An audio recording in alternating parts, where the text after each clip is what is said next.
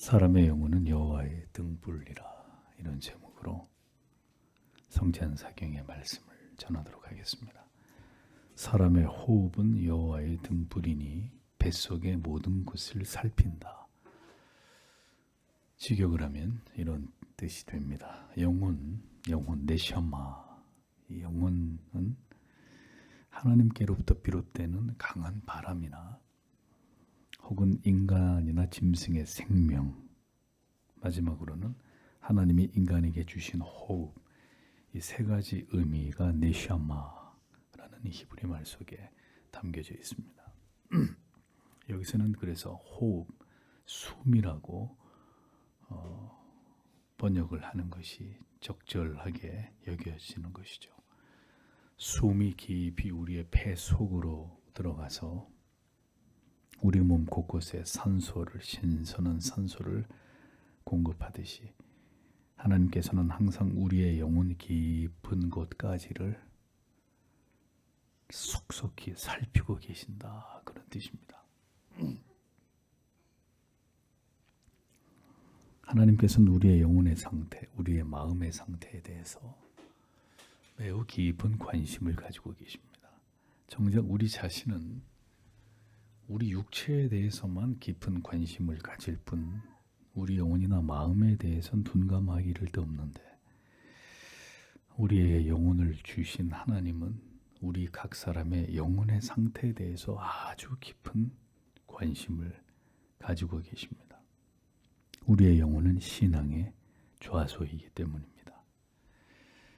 영혼을 무엇이 지배하는가에 따라서 그 사람의 삶이 굉장히 명예롭고 선하고 아름다울 수도 있고, 반대로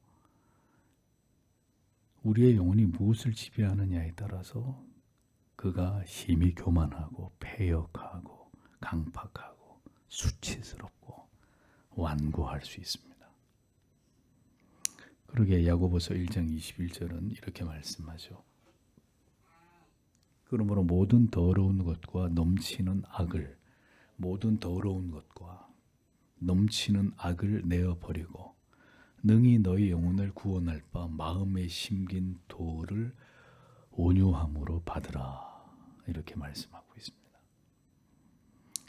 그러니까 우리 안에 있는 온갖 더러운 것, 충만한 악을 영혼 가운데서 매일매일 축출해내고 우리 영혼을 살게 하는 이 생명의 복음을, 구원의 복음을 온유함으로 계속 귀와 마음을 열고 그것을 우리의 영혼 가운데 받아들이라, 이렇게 충고하고 있습니다. 진리의 말씀이 차곡차곡 쌓여져 가고 그로 인해 은혜가 우리 영혼 가운데 퇴적되어 갈 때 우리는 은혜의 지배 속에서 더 그리스도를 닮아가는 사람들로 변화된다는 것입니다. 하나님께서는 우리의 영혼에 무엇을 담고자 하는지, 우리 영혼에 우리가 무엇을 즐겨 담는지를 보고 계시고 알고 계십니다. 영혼의 표면에 일어나는 파문들의 그 원인을 면밀히 살펴보고 계시는 분이십니다. 우리 자신은 잘 모를지라도 하나님은 우리 영혼에서 일어나는 매일매일의 그 민감한 변화들을 다 살피고 계신단 말이죠. 그것이 성령을 사모함으로 일어난 은혜의 파문인지, 아니면 죄의 유혹으로 인해 급격히 요동치는 영혼의 진동인지를 하나님은 감찰하고 계십니다. 우리의 영혼은 매우 민감합니다. 우리가 보고 듣는 것에, 생각하는 것에 의해서 우리가 살아가는 삶의 내용에 따라서 매우 예민하게 우리 영혼이 반응을 보입니다. 그 영혼이 견고한 사람은 죄를 향해서 쉬 미끄러지지 않지만, 영혼이 유약한 사람은 외부적인 영향에 의해서 영혼이 급격히 요동치고 은혜의 반대 방향을 향해서 쏜살같이 미끄러지게 되는 이런 일들이 영혼 안에서 일어납니다. 그래서 우리는 영혼과 우리의 마음을 잘 다스리는 것의 중요성을 절대로 간과하지 말아야 한다는 것이죠. 영혼은 특별히 보이지 않기 때문에 더더욱 그렇습니다. 우리의 육체가 거울 앞에 서면 머리카락이 흐트러져 있는지 얼굴에 뭐가 묻었는지 금방 알 수 있지만 영혼은 표가 나지 않습니다. 그래서 성령의 도우심을 통해 예민하게 영혼을 잘 살피지 않으면 영혼이 어느 방향을 향해 흘러가고 치우치고 있는지를 알 길이 없습니다. 그러는 사이에 영혼은 어딘가를 향해서 계속해서 움직여 가고 있다는 거죠. 그래서 그 영혼이 고요하고 평안할 때도 있지만 고요와 평안함이 다 사라져버리고 폭풍과 내리친 바닷가처럼 미친 듯이 동요하고 흔들리고 이런 일들이 일어나게 되는 것입니다. 영혼이 엉클어지게 되면 하나님과 교제하고 교통하는 일에 제동이 걸리게 됩니다. 무엇인가 하나님과의 관계에 있어서 불편함이 생기게 되고 평온하고 고요함을 잃어버리고 곤고하고 척박하고 영혼이 뒤틀려 버렸다는 사실을 느끼게 됩니다. 내면의 괴로움과 고통이 깊은 신음처럼 영혼에 울려 퍼지게 됩니다. 무엇인가 잘못된 것을 깨닫게 되는 것이죠. 은혜의 방편들에 대해서 즉시 관심이 사라져 버리게 되고 진리에 대한 진지한 열망과 거룩한 영적인 호기심은 육적이고 말초적이고 세속적이고 감각적인 즐거움에 집착하며 이것을 집요하게 추구하는 마음으로 대체되어 버립니다. 급격히 영혼이 굳어가게 되고 은혜 안에서의 거룩함과는 점점 거리가 벌어지게 되는 일들이 일어나게 됩니다. 양심이 현저하게 그 기능을 상실하게 되므로 저질러지는 죄악들에 대해서 둔감하게 되고 은혜의 자리로부터 급격히 미끄러지기 시작하는 일들이 일어나게 됩니다. 이런 가운데 이제 성도 안의 죄는 마치 이렇게 용수철을 이렇게 눌렀는데 손을 치우면 용수철이 수미터를 반발하면서 튀어오르듯이 옥죄고 있던 고삐가 한순간에 풀어짐처럼 죄가 순식간에 전방위적으로 삶 속에 확산돼서 내 의지로는 통제불능의 상태에 빠지게 됩니다. 그렇게 순식간에 우리의 영혼이 죄악으로 점령당하면서 이제 성도의 삶을 지탱하기에는 너무나 부족한 여러 가지 중대한 영적인 결핍이 일어나게 됩니다. 가장 먼저 영적인 게으름이 찾아옵니다. 말씀과 기도와 담을 쌓게 되고 예배에 대한 아무런 기대가 사라져버립니다. 신앙 안에 모든 것이 형식이 되어버리고 흥미를 잃어버리는 일들이 일어나게 됩니다. 생각하는 것, 말하는 것, 행동하는 것에 하나님을 의식함이 사라져버리게 되고 점점 신자의 자기 정체성이 희미해지는 일들이 일어나게 됩니다. 선을 행할 의지, 경건한 습관을 지속할 수 있는 거룩한 욕망이 모두 소멸되어 버리고 온통 오감이 세속적인 것에 예민하게 뒤바뀌어져 버리는 일들이 일어납니다.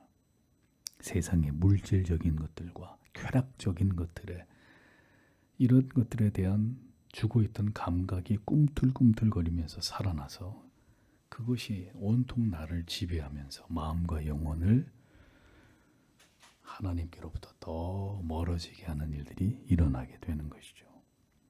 그렇게 죄가 장악한 마음 안에서는 이제 불이 꺼진 방처럼 칠흑 같은 어두움 속에서 어떤 일이 일어나도 영혼이 이것을 감지하지 못하게 되고 이내 영혼은 더 강팍한 자리로 내려가게 됩니다. 의와 거룩과 선을 향한 심각한 의지적 결핍 속에서 오직 죄와 육적인 욕구에 대해서만 반응할 뿐인 그런 육체와 영혼의 상태에 빠져들게 되는 것입니다. 그렇게 영혼에 빨간불이 들어오게 된 것을 늦게서야 비로소 한참이나 하나님께로부터 멀어지고 나서야 비로소 깨닫게 되는 일들이 일어나게 됩니다. 죄가 장악한 영혼은 영적인 감각이 모두 마비가 되어버린단 말입니다. 마치 독에 중독된 것처럼 정상적으로 그 영혼이 작동하지 못하게 되는 것이죠. 외부의 어떤 수단으로도 이미 죄악에 장악된 완고한 영혼의 상태의 그 방어벽은 쉽게 뚫리지 않습니다.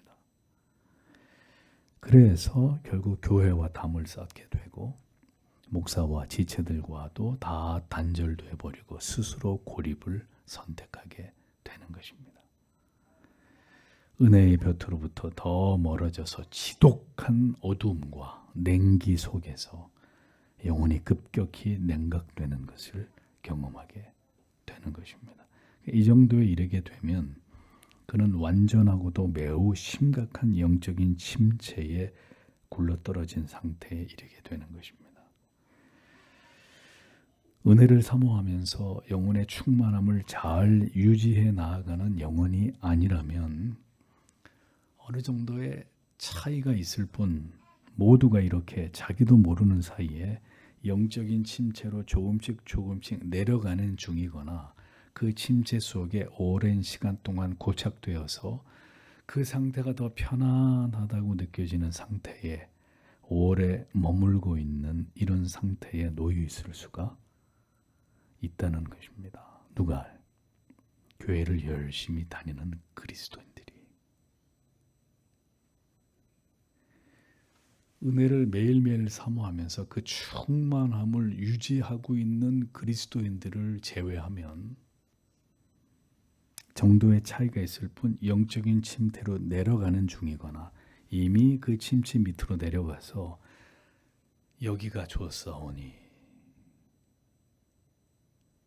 무감각한 상태로 그 상태로 그대로 깊은 침체의 늪에 빠져있는 상태에 있는 영혼들이 절대 다수다.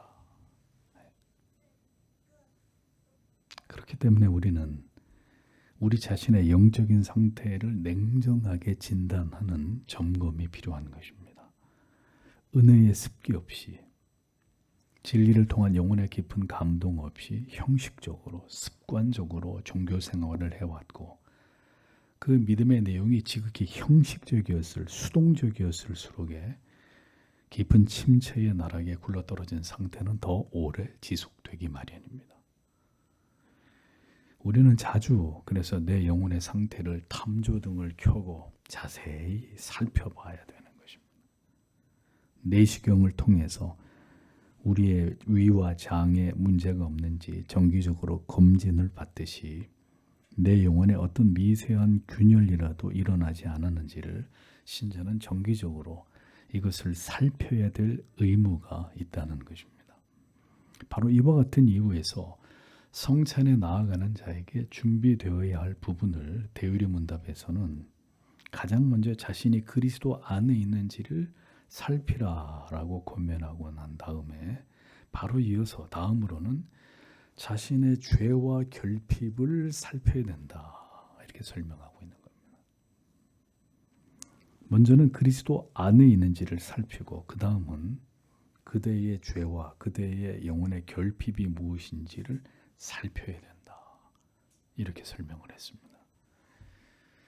은혜의 성찬의 자리에 나아감에 있어서 우리는 반드시 우리의 죄를 정직하게 들여다봐야 합니다. 그리고 우리가 하나님을 신앙함에 있어서 어떤 결핍이 있으며 그로 인해서 계속해서 어떤 은혜의 누수가 발생하고 있는지를 반드시 파악할 필요가 있다는 것입니다. 먼저는 이렇게 자신의 영혼의 진단이 있어야 된다는 거죠. 진단. 어떤 영양소가 결핍되어 있는지를 알고 그 영양소를 충분히 보충해 주어야 몸이 건강해질 수 있듯이 지금 나의 영혼에 내 신앙에 어떤 결핍이 나타나고 있는지를 파악하고 그것을 어떻게 보충하며 회복시킬지에 대한 진지한 영적인 자세와 태도를 성도는 견지해야 합니다. 건강을 위해 우리의 몸을 살피듯 우리 영혼을 위해서 이러한 살핌 역시 경건한 성도에게는 반드시 필요한 일이다라는 것을 기억해야 합니다. 이 일은 성령의 도우심이 없이는 불가능한 일입니다. 그래서 우리는 우리의 죄를 깨닫게 해주시기를 성령께 기도해야 합니다.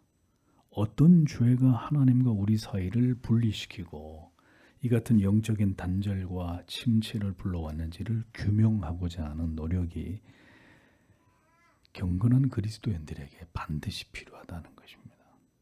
지금의 이 심각한 영적인 결핍이 영적인 영양실조의 상태가 무엇에서부터 기인한 것인지를 파악하고자 하는 이런 진지한 태도가 있어야 한다. 그래서 예수님께서 첫사랑이 어디서 떨어졌는지를 확인하고 그것을 회복하라고 말씀하고 있는 거죠. 우리 영혼을 하나님과 멀어지게 하고 영혼의 활력을 잃어버리게 하는 감추어진 죄가 무엇인지를 깨닫게 해주시기를 우리는 기도해야 합니다. 이것을 위해 우리는 하나님께 기도의 자리로 나아가야 합니다. 영혼이 뒤로 물러가 무감각한 상태에 있음을 방치해서는 안 됩니다. 영적으로 깨어 있을 때는 금방 문제가 무엇인지를 깨닫고 그것을 확인해서 회개의 자리에 나아가 그 문제를 해결하는 일이 어렵지 않습니다. 그러나 영적인 깊은 잠을 자고 있는 상황에는 지금 자기의 영혼에 비롯된 이 침체의 원인을 규명하는 일이 쉽지 않습니다. 간단한 문제가 아닙니다.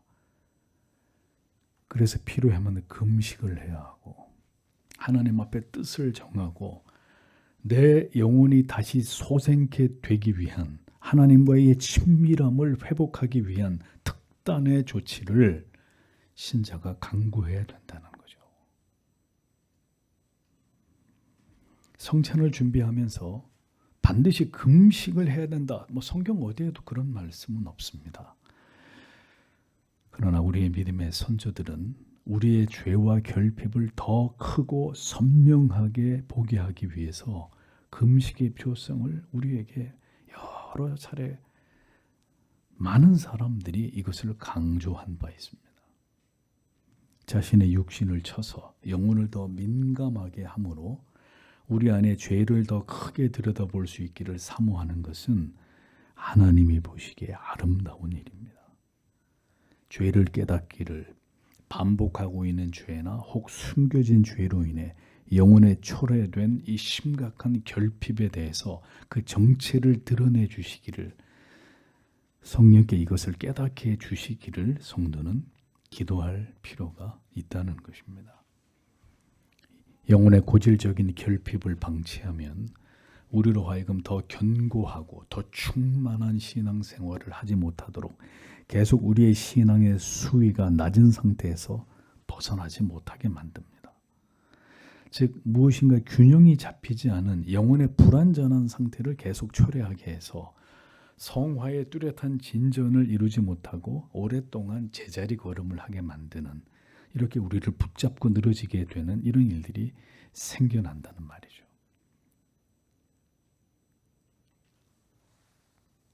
항아리가 있습니다. 물을 계속 퍼담는데도 물이 채워지지 않는다면 그래도 계속 물을 거기다 퍼담아야 될까요? 아니죠. 바가지를 놔두고 이 항아리에 어디서 지금 물이 새는지를 찾아야 될 거 아니겠습니까? 어디에 금이 갔든지 구멍이 나는지를 찾아서 그걸 떼워야 되는 거죠. 그래야 물을 부으면 아구까지 물이 차오르지 않겠습니까? 계속 새고 있는데도 이번 주도 교회 가서 말씀 듣고 은혜를 부었는데 주일이 채 지나기도 전에 은혜가 다 고갈되는 이런 일들이 계속 매주마다 반복되는데도 문제의 원인을 찾으려고 하지 않는 것은 어리석은 것입니다. 신앙의 불균형이라는 게 어떤 것입니까? 이런 거죠. 열심히 성경을 읽는데 기도는 지극히 게을러요. 반대로 기도는 열심히 하는데 말씀에 대한 사모함이나 말씀에 대한 깊이가 없는 상태는 지속돼요. 기도와 말씀을 언제나 기계적으로 가까이 하지만 그 사람의 인격과 그 성도의 인격과 삶의 변화는 일어나지 않아요. 경건한 그리스도인처럼 보이는데 그의 대인관계는 대립과 갈등투성이에요. 오래 교회를 다니고 신앙에 상당한 깊이가 있지만 물질에 대해서는 굉장히 인색해요. 여전히 이기적이고 다른 사람들을 배려하거나 타인의 아픔에 깊이 공감하지 못합니다. 자, 이런 것들이 바로 신앙 안에 나타나는 불균형이에요. 결핍이에요.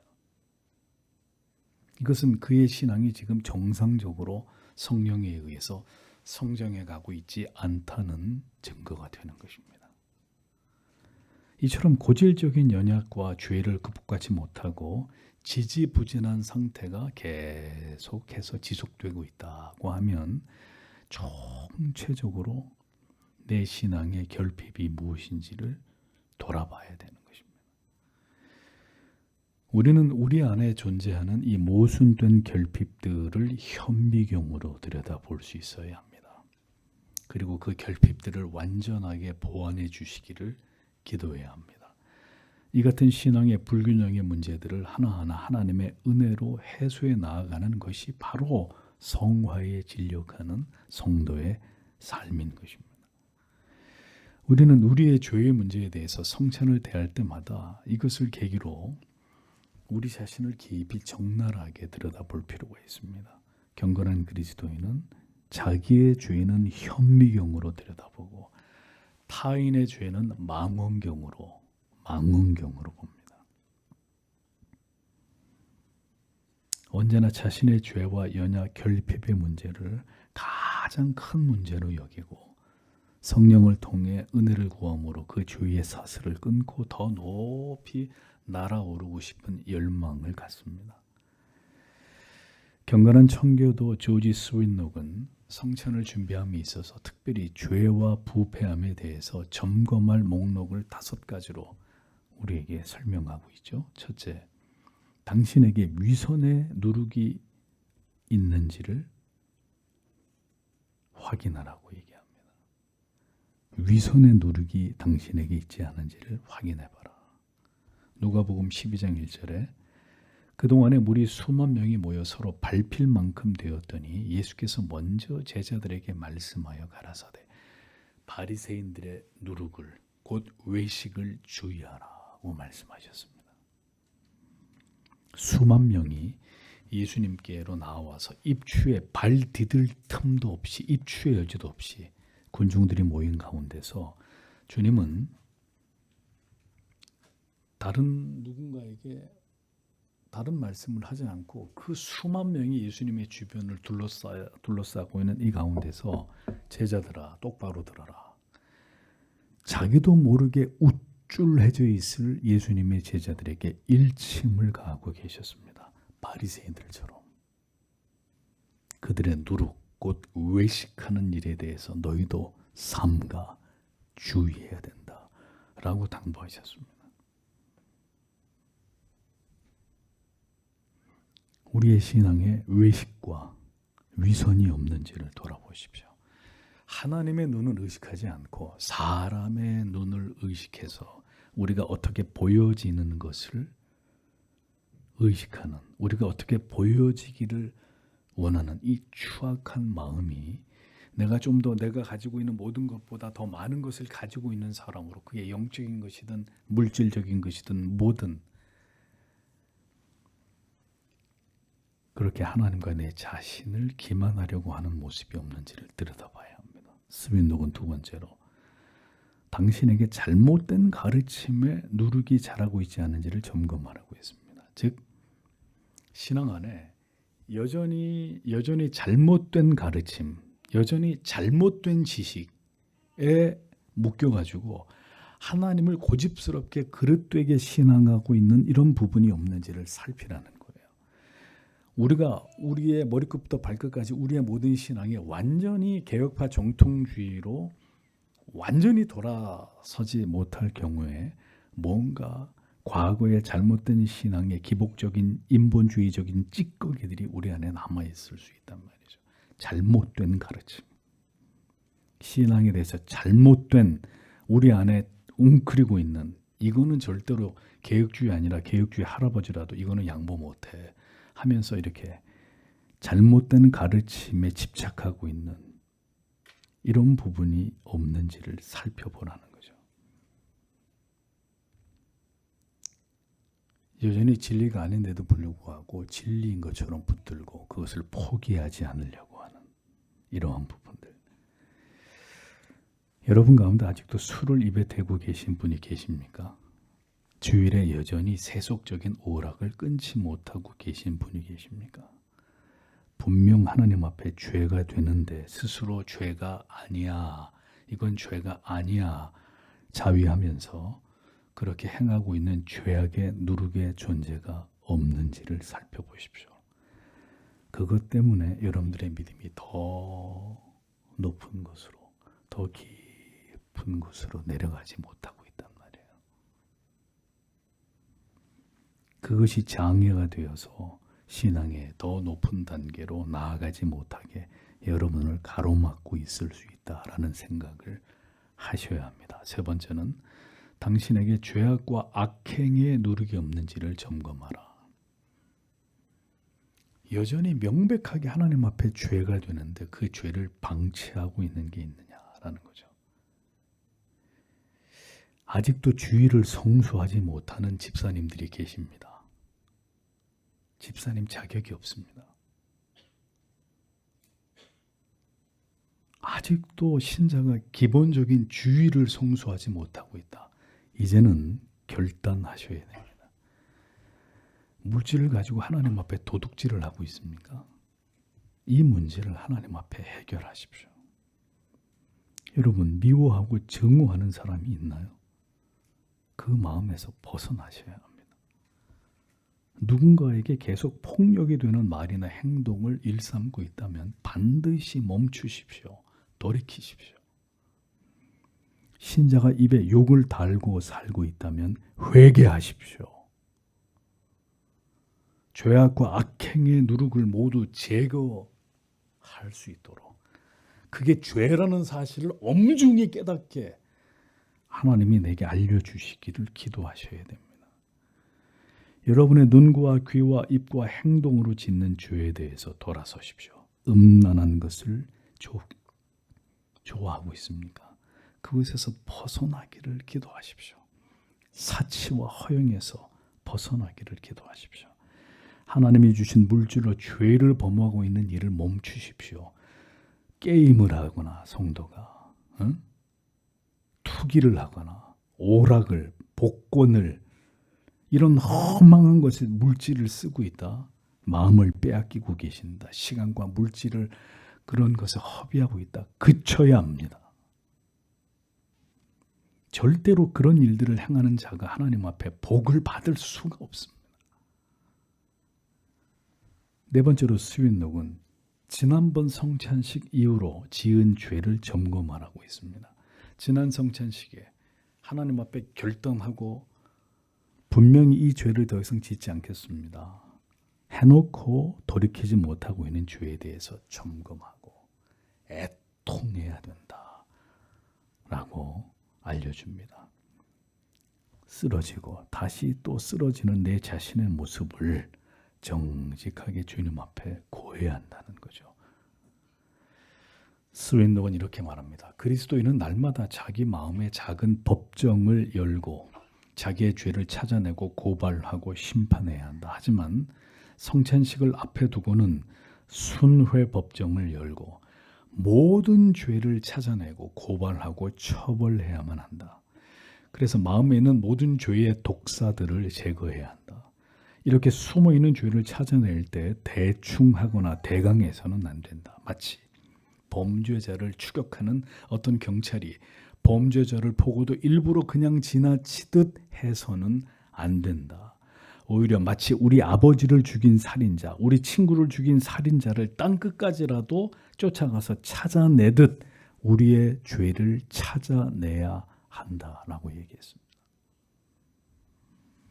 다섯 번째로, 하나님의 율법에 당신의 마음과 삶을 비추어 보고 죄를 점검하라고 충고하고 있습니다. 죄가 아닌 것과 죄인 것을 판결하는 기준은 무엇입니까? 우리의 생각인가요? 우리의 판단인가요? 오직 하나님의 율법 앞에서 우리의 마음과 생각과 행동으로 지은 모든 죄를 비추어 보아야 합니다. 이것이 우리가 율법에 정통하며 하나님의 법과 계명을 정밀하게 알아야 되는 이유입니다. 우리는 율법을 지키기 위해서 율법을 알아야 되는 자들이 아닙니다. 율법을 통해서 우리의 모든 감추어진 죄의 정체를 깨닫고 어떤 것이 죄인지를 선명하게 이해하는 칼날 같은 죄의식으로 무장하기 위해서 하나님의 법과 계명을 알아야 되는 것입니다.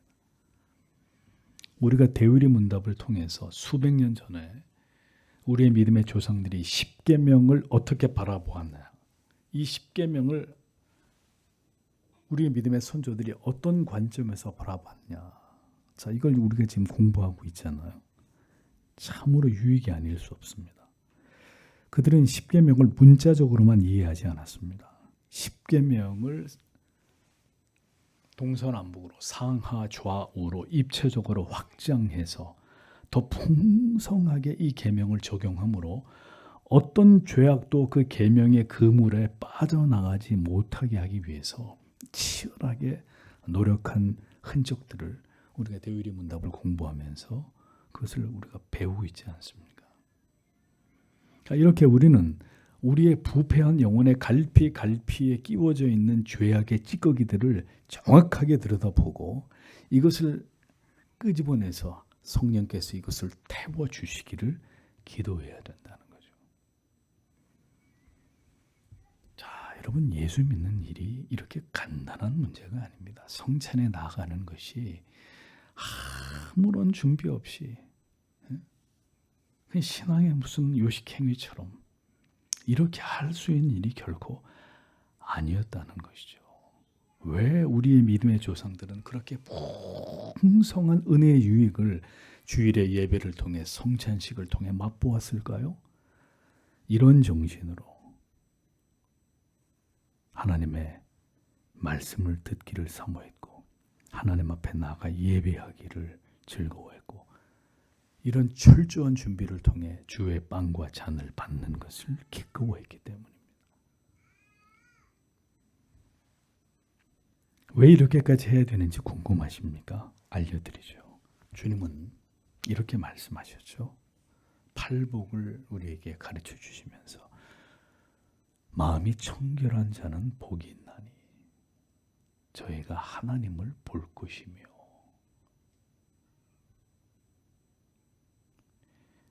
친구처럼 여기시던 경건한 하나님의 사람 모세를 보십시오. 그는 유일무이하게 하나님의 뒷모습을 본 자였습니다. 마음이 청결하면 하나님을 본다.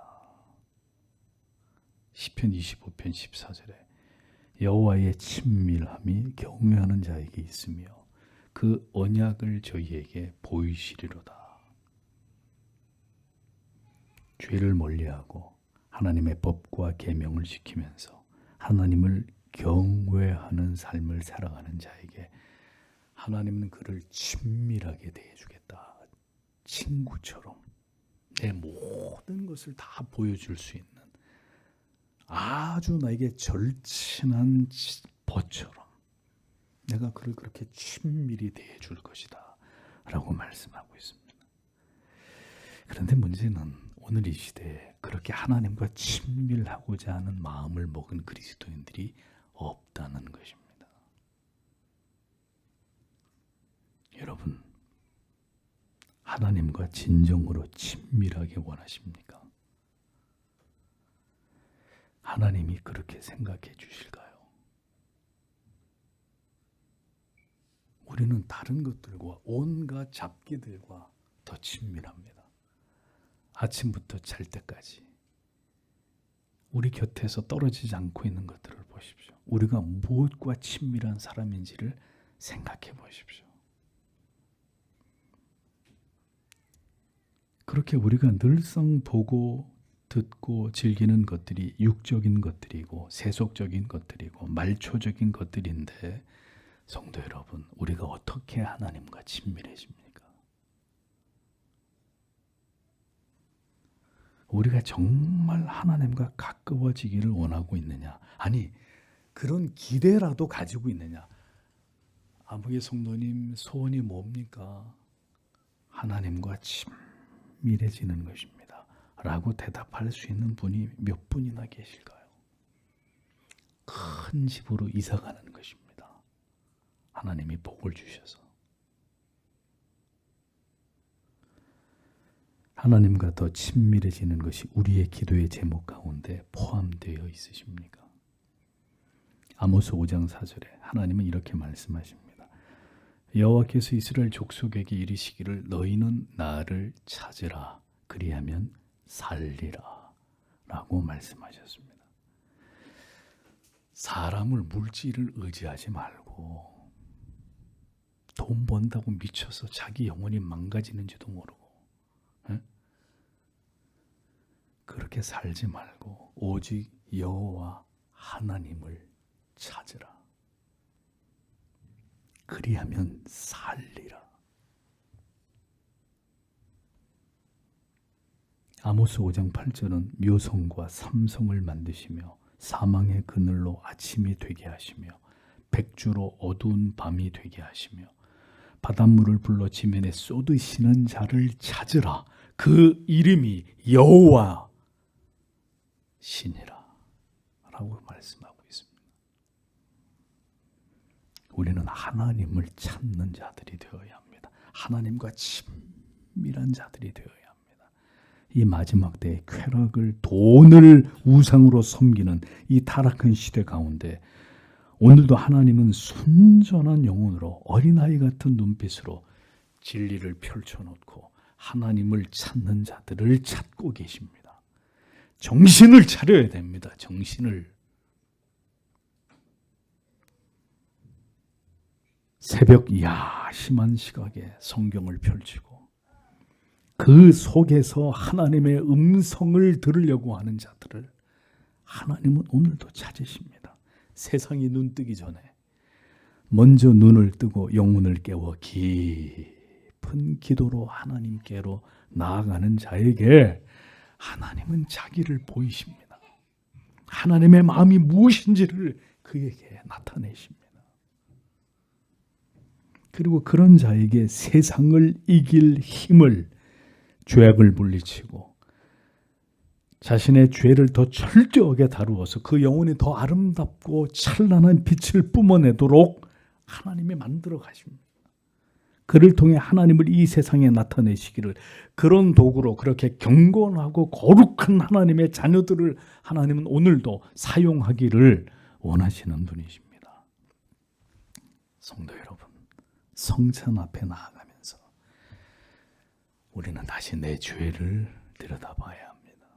더 정밀하게 내 안에 있는 죄와 그 죄로 인해 발생하고 있는 삶의 여러 결핍들을, 신앙의 모순된 모습과 불균형들을 볼 수 있기를 기도하십시오. 그리고 이 성찬을 통해 그 모든 것들이 다시 채워지고 회복되는 은혜 주시기를 기도하십시오. 뭐가 분명하게, 뭐가 어디가 아픈지, 뭐가 부족한지를 알아야 하나님 이것을 해결해 달라고 기도도 구체적이 될 거 아닙니까? 뭘 알아야 이걸 해결해 달라고 하죠. 자기가 어디가 아픈지도 모르는데 의사 양반 고쳐주셔. 뭐로? 왜 오셨습니까? 그래서 잘 모르겠어요. 내가 왜 왔는지.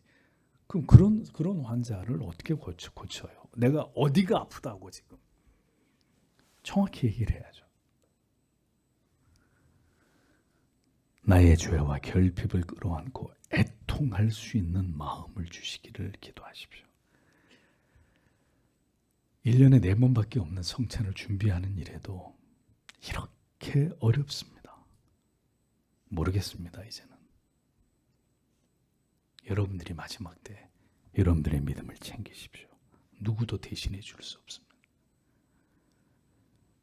왜 이토록 주님 닮기를 싫어하고 있는 것인지, 이 죄악과 완악함에 대해서 어떻게 해야 될지 여러분 슬퍼하며 하나님 앞에 뒹굴러야 합니다.